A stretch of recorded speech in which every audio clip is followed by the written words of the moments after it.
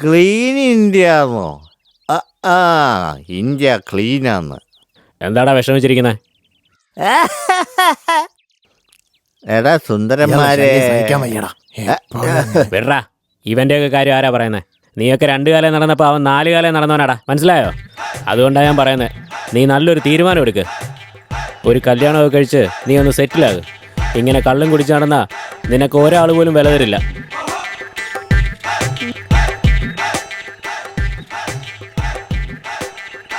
എന്താടാ നീ ഇങ്ങനെ ആലോചിക്കുന്നത്? നീ ഇത് നോക്ക്. അധികം ആലോചിക്കാനൊന്നും ഇല്ലടാ, നോക്ക്. എടാ കാണുമ്പോൾ തന്നെ നിനക്ക് ഇഷ്ടമായിക്കോളൂ, നീ നോക്ക്. എങ്ങനെയുണ്ട്? നല്ല അടിപൊളിയല്ലേ?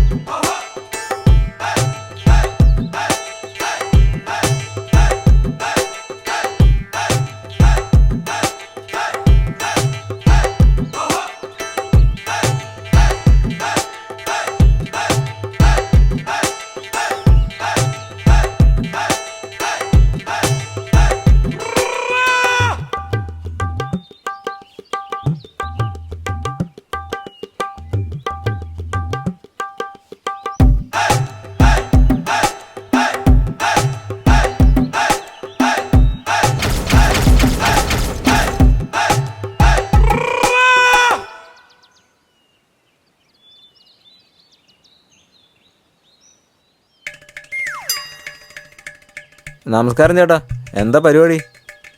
എന്തായിട്ടൊരു ചർച്ച? എന്നെ നോക്കിയേ, നെറ്റിൽ കുറിയൊക്കെ തൊട്ട് അടിച്ചു പൊളിച്ച് നടക്കുകയല്ലേ ഞാൻ. അത് നിങ്ങൾ കാണുന്നുണ്ടല്ലോ. ഇതൊക്കെ പ്രേമം കൊണ്ടാ ചേട്ടാ. അതുകൊണ്ടാ പറയുന്നത്, പ്രേമിച്ച് കല്യാണം കഴിച്ച് സെറ്റിലാവണമെന്ന്. അധികം ആലോചിക്കണ്ട ചേട്ടാ, പെട്ടെന്ന് കല്യാണം കഴിച്ച് സെറ്റിലാവും നോക്ക്.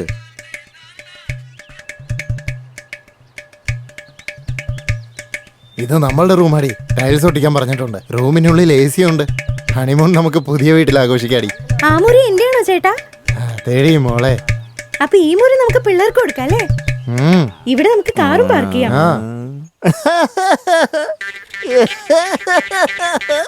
എന്റെ സുന്ദര,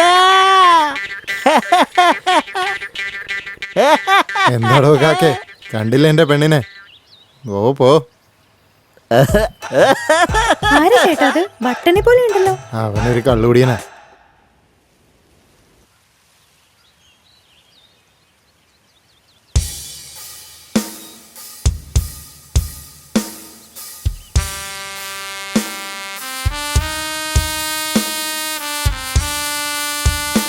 Bullshit. Tyagu, क्या हो गया?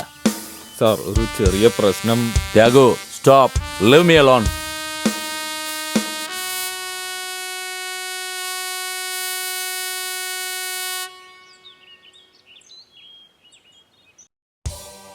സുശീൽ സേട്ട്, പിന്നെ തങ്കം സ്വാമി, ഇവരെല്ലാം ഇവിടെ നിന്ന് അകറ്റി കള്ളക്കടത്ത് ബിസിനസ്സിൽ ഇവൻ വലിയ കില്ലാടിയായി. ചൊക്കലിംഗം, അതുപോലെ സേട്ട് നേരിടേണ്ടി വരുന്ന ഏറ്റവും വലിയ തലവേദന. ഇവരെ 2 പേരെയും ഒതുക്കി കെട്ടാനുള്ള ചുമതല കിട്ടിയത് DYSP ഗോപിക്കാണ്. DYSP ഗോപി ഇവരെ 2 പേരെയും തന്ത്രപൂർവം തമ്മിൽ തല്ലിച്ചു.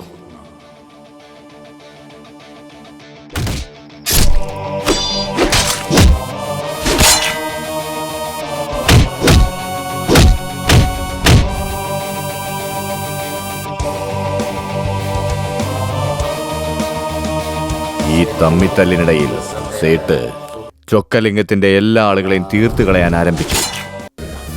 ഇതിനെതിരായി ചൊക്കലിംഗം സേട്ടിന്റെ ഇടവും വലവും നിൽക്കുന്നവരെ ഒതുക്കി സേട്ടിനെ ഒറ്റയ്ക്കാക്കി. അതിനുശേഷം സേട്ട് റൗഡി ത്യാഗയെ തന്റെ പുതിയ പങ്കാളിയായി കൂടെ ചേർത്തു.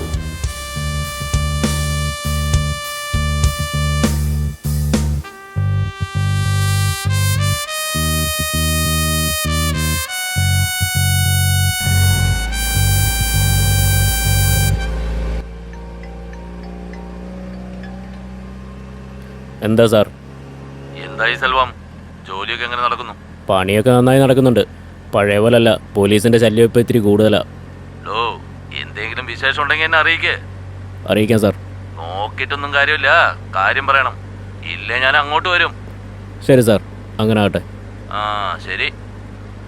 എടാ സദാ, വീട്ടുകാരനെ കാണുമ്പോൾ ഭാര്യയ്ക്ക് ഓരോ ആവശ്യം തോന്നുന്ന പോലെ ഇയാൾക്ക് ആവശ്യമുള്ളപ്പോൾ മാത്രമേ ഇയാൾ നമ്മളെ വിളിക്കത്തുള്ളൂ.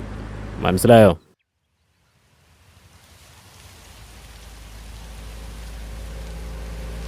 ആറാ അത്? അറിയില്ലണ്ണാ. കറുത്ത റോഡിലൊരു റോസാപ്പൂ തനിച്ച്. വണ്ടി സൈഡിൽ നിർത്തിയേട്ടാ, നമുക്ക് ചോദിക്കാം. എന്നാ ചോദിച്ചു നോക്കാം.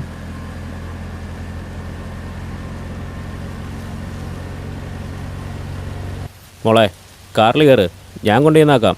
വേണ്ട സർ, ഞാൻ തന്നെ പോയിക്കോളാം. എന്നാ മോളെ ആലോചിക്കുന്നേ? നിന്റെ അച്ഛനാണെന്ന് വിചാരിച്ചോ? കയറ് മോളെ, വന്ന് മുമ്പിലിരിക്കേ. എടാ സദാ, പുറകെ പോയിരിക്കേ. മോള് മുന്നിലിരുന്ന് ഇവിടുത്തെ കാഴ്ചയൊക്കെ കണ്ട് പതുക്കെ ഞങ്ങൾ പൊക്കോളാം. കാഴ്ചയാണ്. പോടാ, ആലോചിക്കാനെന്തിരിക്കുന്നു. മോളെ, സീറ്റിന് ബെൽറ്റ് ഇട്ടിട്ടിരുന്നോട്ടാ. സൂക്ഷിച്ചു മോളെ, എവിടെയും തട്ടാതെ വന്നിരിക്കേ. തട്ടല്ലേ തട്ടല്ലേ. ക്യൂട്ട്. കാഴ്ചയൊക്കെ കണ്ട് ഇവിടെ ഇരുന്നോണം കേട്ടോ.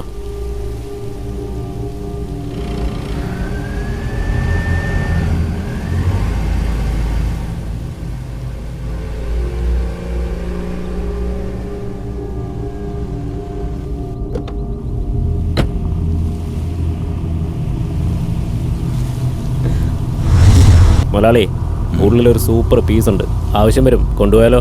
Okay okay.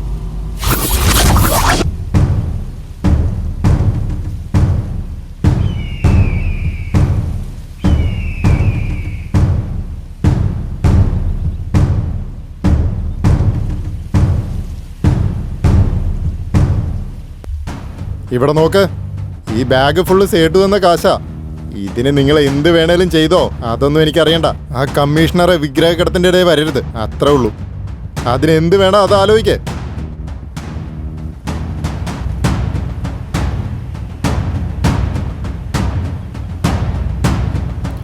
ഈ മാസം അടിച്ച 200 കോടി രൂപ നമ്മുടെ പണം പോലീസ് റെയ്ഡ് ചെയ്തു. എന്ത് ചെയ്യണമെന്നറിയില്ലല്ലോ. ഈ കമ്മീഷണർ കാരണം നമുക്കൊരു വഴിക്കിറങ്ങാൻ പറ്റാണ്ടായി. ആ കമ്മീഷണർ സുബ്രഹ്മണി നമ്മുടെ വഴിയിൽ വരാതിരിക്കണമെങ്കിൽ ആദ്യം അവൻ്റെ മോളെ പൊക്കണം. എന്താന്ന് വെച്ചാൽ അവൻ്റെ മോളെന്ന് പറഞ്ഞ ജീവനാ. അവളെ ആദ്യം പൊക്കാം, തന്നെ വന്നോളൂ അവൻ. ചേട്ടാ, പറഞ്ഞു കഴിഞ്ഞില്ലേ, ഇനി ഞങ്ങൾ നോക്കിക്കോളാം. എടോ മണ്ട, വെറുതെ വാ കൊണ്ട് പറഞ്ഞാൽ പോരാ, ഇതൊക്കെ പ്രവൃത്തിയിലും കാണണം. ഇങ്ങനെ വെറുതെ പറഞ്ഞു പറഞ്ഞ് നിന്റെ മുടിയെല്ലാം നരച്ചു. ബാക്കി മുടിയെങ്കിലും നരക്കാതെ നോക്കിക്കോ.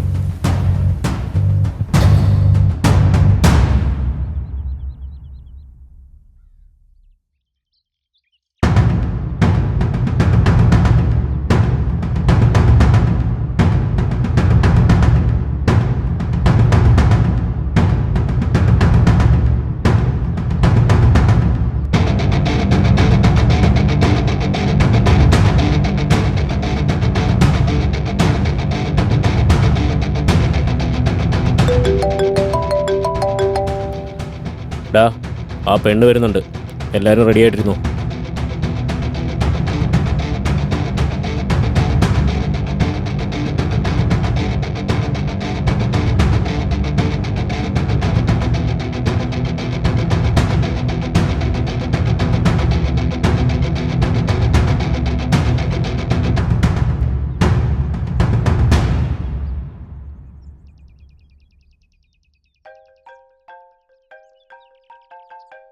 ഹലോ സെൽവ, ഇപ്പൊ പണി നടക്കില്ല, ചുറ്റും ആള് കൂടുതലാ.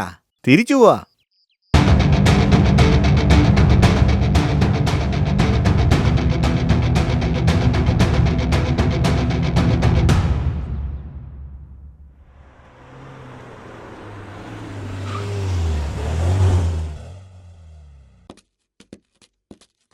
എന്താടാ സെൽവം, ഈ പെണ്ണുങ്ങളുടെ കൂടെ കഥ പറഞ്ഞിരിക്കുകയാണോ?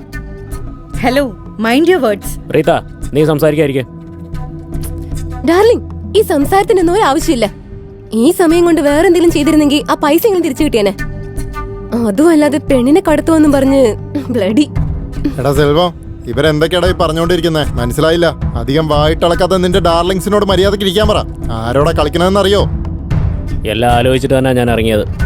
പിള്ളേരെല്ലാവരും റെഡി ആയിട്ടിരിക്കുക, പക്ഷെ കറക്റ്റ് സമയത്ത് വന്നില്ല.